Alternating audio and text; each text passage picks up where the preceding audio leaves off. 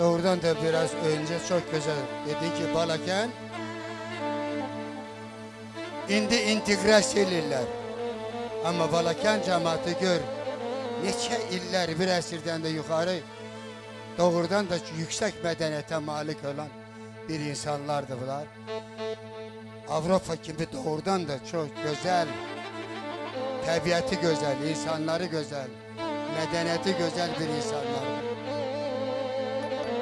Ve bugünləri mən çok şadam ki,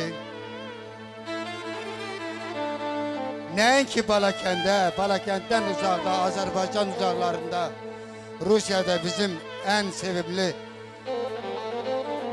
Balakənli olan, avar balası olan Efendi,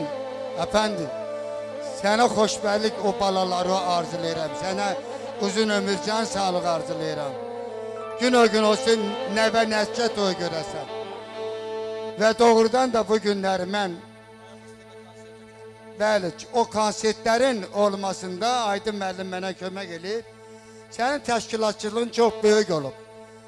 Neçə günlərlə bizə xidmət eləmişsən, bu heç vaxt yaddan çıxmaz.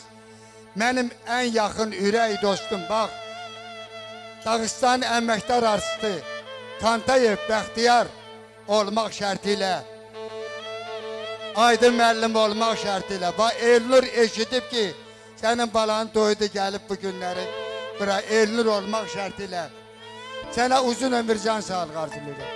Və bütün balalarınıza doy olmağın arzuları. Bəxtiyar, çox sağ ol ki, sən xəbər eləmişsən ki, Efendinin bugün balasını doydu. Özde sen çalıp deyip tebrik eləmişəm mən.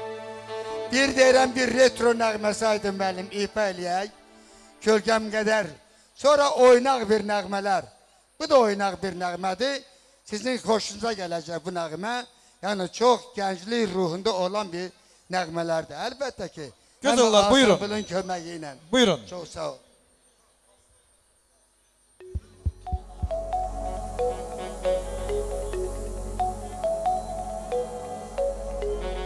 Işıklar bir balaca.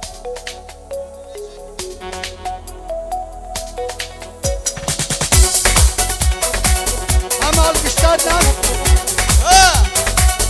Ha bu diyemezsin ne bu algısız okumur. Eşk olsun dilleri.